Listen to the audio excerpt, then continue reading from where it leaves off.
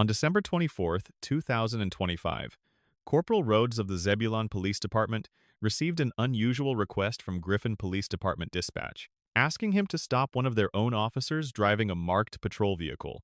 The lieutenant indicated the officer might be impaired and requested detention with caution. The officer being detained, Mr. Welling, had worked for Griffin Police Department for 4.5 years. Corporal Rodes initiates contact with the marked vehicle. Under Georgia Code Section 16-11-134, carrying a weapon while under the influence of alcohol is prohibited. The question of impairment becomes central to this encounter. How we doing? Good. What's up, man? Got your driver's license with you? Where's your sidearm at? Oh, it's over here in the seat. Okay. What's your name? Mr. Weldon. All right. Well, hop on back here and talk to me. I'll explain to you what's going on, okay? All right. I'm Corporal Rodes. I work for Zebulon. Run to my car for me. 604. Go ahead. Right there. The lieutenant I was on the phone with said to use 10-0. Please to detain them. They have a unit on the way. Put your hands behind your back. All right. Don't do nothing stupid, because we ain't Griffin down here, brother.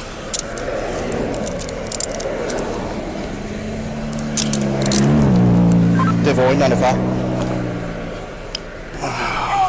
Dude, what the hell you got going on? Who's your lieutenant? Well, Kelton just called me, but I hadn't called him back yet. Okay.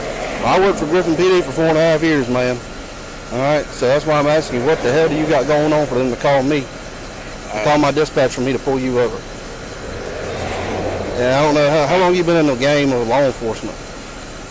No, a year. A year? Yeah. Okay, so I'm going to let you know you are in a marked car, government vehicle, lieutenant has stopped. I don't need probable cause, okay? I understand. Okay, what I'm going to do is I'm going to get some bigger cuffs for you so I can take them hinge ones off of you. Give me no problems. Like I'm explaining to you, this ain't Griffin down here. Okay? I'm not giving you problems.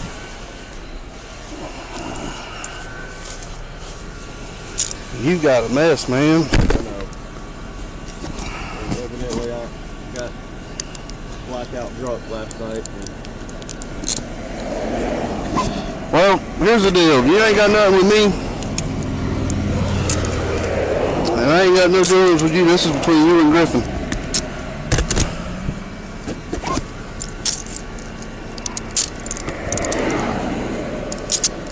Where you live at? Thomas? I was headed home. Did they send you the mandate? Griffin send you the mandate? Yeah. Damn it, man.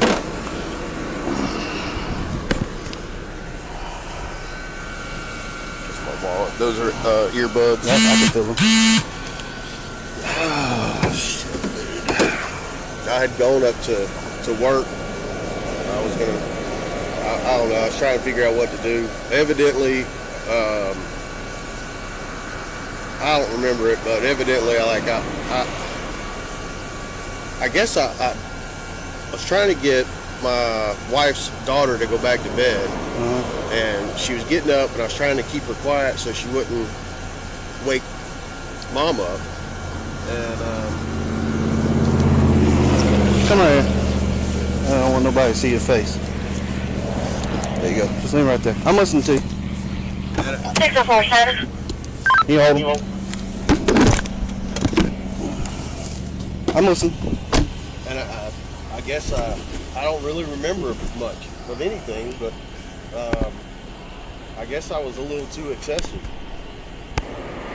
I've been sick. I've been taking all this medicine, and I guess drinking wasn't the Yeah, man. best thing. Because I guess it mixed with the medicine, and I don't know, because I don't remember much. And you live in Thomaston? Yeah, So where did all this happen at? at the house last How much night. have you had to drink today? I haven't had anything. Well, I mean, I was sipping, I guess, what was left of the rum and coke this Okay. morning, but that was like, What time's your shift? huh? What time's your shift? Oh, I'm off. So, I just threw this shirt on because I was going to go up to work, and I was thinking about talking to somebody, and I went up to work and just sat there, and then I decided I was going to go home, and 'cause I hadn't talked to my wife, so I don't know what's going on. She went over to my mom's house.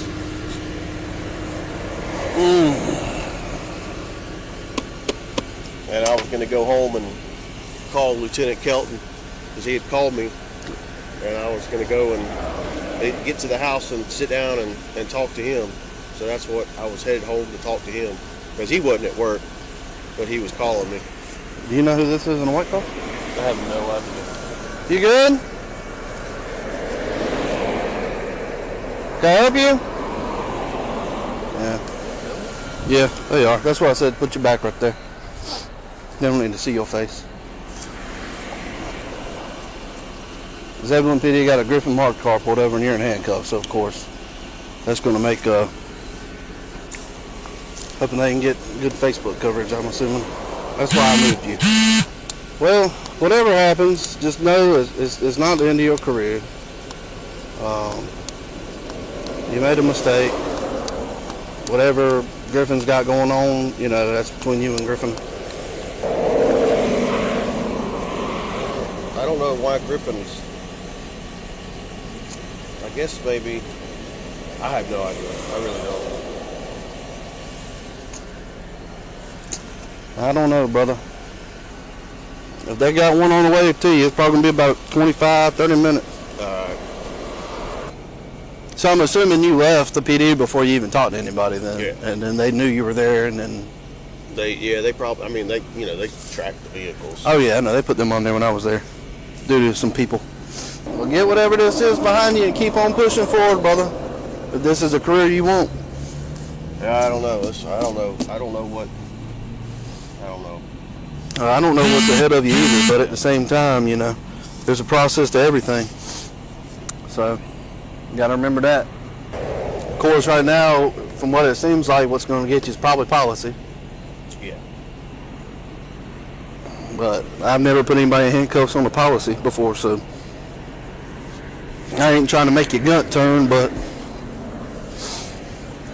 I've been doing this a long time. I had pretty much cut out alcohol, but I worked Friday, Saturday, and Sunday, and had a head cold, and it just made me feel like shit, and I just was like, I need a drink, and I went and bought a bottle of rum last night, drank the whole bottle. Well, I can give you the best piece of advice I can give you when you get done is hang that shit up. Yeah. And like I ain't nothing wrong with drinking. You're an adult, you can do whatever you want. But if it starts affecting how you pay your mortgage, that's, you know, then there's your, kind of a problem. Ain't nothing against the law saying you can't have you a drink, but you gotta do it responsibly. I ain't knocking you for it. Hell, I ain't even mad at you.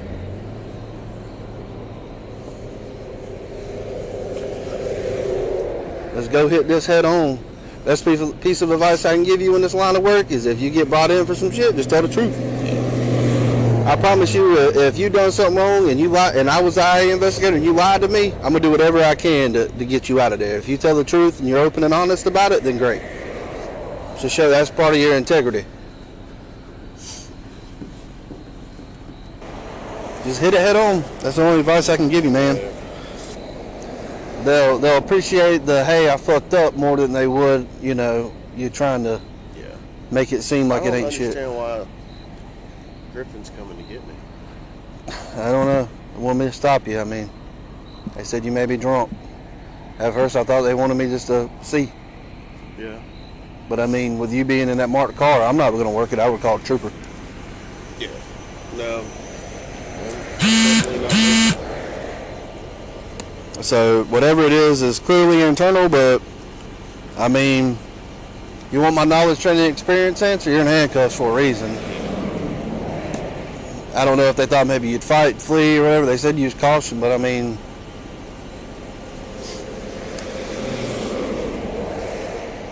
we get told that a lot. It's a whole different world down here. It's gotten to where I used to drink heavy, and I had stopped. And but it's gotten to where, like, it don't take that much before, I don't know if my liver's shot, but, like, I black out, and I don't remember shit. Well, I might need to go to the doctor and get that checked, brother. Yeah. Because you're how old? 49. And you have any health problems? Have you had any? Not Major? Nothing major. Well, I can tell you at age 27, I had a heart attack. 3 of them. Damn. Yeah, they just rolled up, so let me talk to them. Corporal Rodes explains that because Welling is operating a marked government vehicle and the stop was ordered by his lieutenant, no probable cause is required. In Garcetti versus Ceballos, the Supreme Court held that public employees have limited constitutional protections when acting in official capacity. Officer Welling makes critical admissions. He had been drinking alcohol mixed with medication and does not remember much of what occurred the previous night. These voluntary statements, made without Miranda warnings, could be used in any administrative investigation.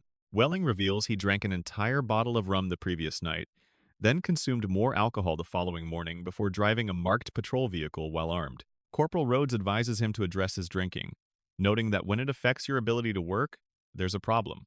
Rodes provides key advice. Tell the truth. In law enforcement internal investigations, dishonesty often results in harsher discipline than the underlying misconduct. This raises questions whether a civilian in the same circumstances would receive the same supportive treatment. Rodes explains he would not conduct a DUI investigation himself, but would call a Georgia state trooper to avoid impropriety. However, he notes no signs of impairment, no slurred speech, minimal bloodshot eyes, no confusion, and normal driving. Welling reveals he blacks out from relatively small amounts of alcohol and questions whether his liver is damaged. This suggests a pattern of alcohol dependency that extends beyond a single incident of poor judgment. All right, this is what we're going to do.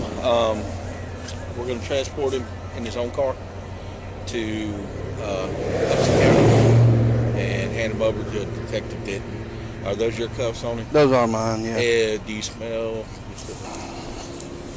Smelling alcohol on him? Not really. Of course, I ain't really got that close. I just kind of walked up to the window and said, "Hey, man, how you doing? You got your license?" And then they dispatch advised, put him in handcuffs. So I said, "Hop on out, walk in front of my car." Went in and cuffed him. And then this dude over here showed up to film, so I moved him to this side of my car with his back. Who is this? I have no idea. Someone just filming. First Amendment people, I'm assuming. Well, I mean, you got a marked car, stopping a marked car, putting a cop in handcuffs. So, but no, I haven't smelled anything, and that's kind of where I was at with it. Like, I didn't know if y'all wanted me to try to work a DUI out of it, or... Did you got any probable cause for it? How was he Not, driving? He was driving fine in the right lane, but he was in the middle of 2 cars, going like 55. Gotcha. Of course, I didn't have time to really watch him as far as like his beeping and bobbing. He hasn't been slurring his words at all. No slurred speech. Eyes don't really look bloodshot. He's not really confused. He knows, his whole timeline from yesterday to today. Said he was drinking liquor because he had a cold, and that would be the only thing to kick it. But he thinks his liver shot because of a few drinks and he's blacked out. And then I said, "Well, how much have you had to drink today?" And then he's, said, "Oh, I just kind of sipped on what I had left from yesterday." Said he drove up to the office to kind of meet with Kelton, and then ended up not meeting with anybody and just got in the car and was headed home. He said he was going to sit down and try to think about it. He's got blue jeans on and a combat shirt. His firearm's in the passenger seat. He didn't have it on him when I stopped him. I asked him where it was. He said it's over there. I took a knife. It's fallen off of him. He's got his wallet still in his left back pocket and his AirPods and his Bluetooth headsets in his front left pocket. Here's his license. You ready? Phone and knife on the hood of my car. Come on, brother. All right.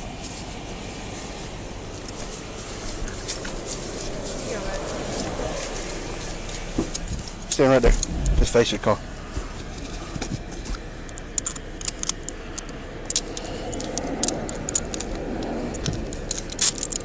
I haven't received the 21 that yet. All right.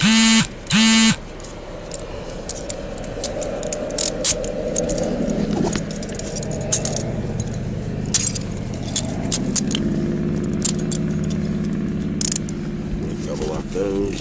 Yeah. Receipt. Thank you. Nice. Yeah, Hemphill bought them for me before all that happened.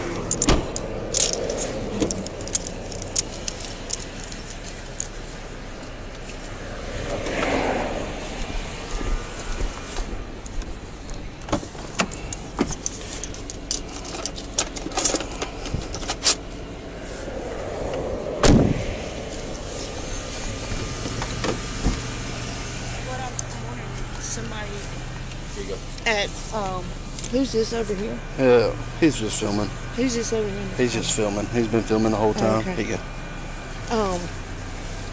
You got the key fob stump? I don't. Yeah, you got to press the little trunk button on it.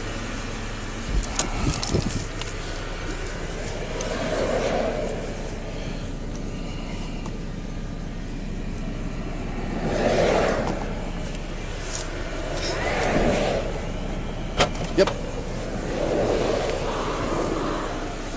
What you need me to carry? Nothing. Make sure you don't have a rifle back here. Those are the weapons. Just this axe. That's about it. Yep. What I'm wondering is, According to that distance there.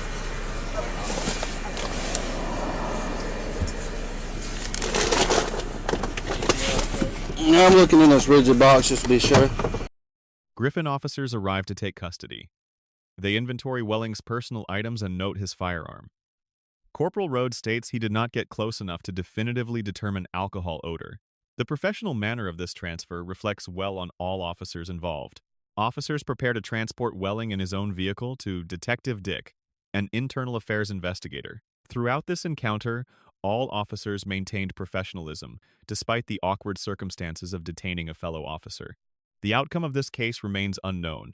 Possible outcomes include administrative discipline, criminal charges under Georgia Code, Section 16, 11, 134 for carrying a weapon under the influence, or assistance through an employee program. This incident represents a serious breach of professional standards and public trust. Corporal Rodes receives a grade of A-. His handling demonstrated professionalism, sound judgment, and appropriate authority. He maintained officer safety while protecting Welling's dignity, deferred to proper agencies to avoid impropriety, and provided genuine mentorship while maintaining boundaries. The minus reflects that his observation about alcohol odor could have been more thoroughly documented. Corporal Rodes demonstrated that professional courtesy and proper procedure are not mutually exclusive. Officer Welling receives a grade of D+. While he cooperated fully, his conduct represents serious violations. He admitted consuming an entire bottle of rum, blacking out, then drinking more before driving a marked vehicle while armed. Under Georgia law, carrying a weapon under the influence is prohibited. His admissions of regular blackouts suggest a pattern requiring intervention. To his credit, he made no attempt to avoid accountability and appeared genuinely troubled. However, law enforcement officers are held to higher standards. The D+ reflects his cooperation, but this represents a serious failure of professional judgment that endangered public safety. Griffin Police Department receives a grade of B. The department tracked their vehicle, identified potential impairment, and requested an outside agency detain the officer. However, questions remain about employee assistance programs and whether transport in his own vehicle represents preferential treatment. The grade reflects that immediate response was appropriate, but questions remain about prevention and equal application of standards. Let us know if there is an interaction or legal topic you would like us to discuss in the comments below. Thank you for watching, and don't forget to check out our second channel, Audit the Court.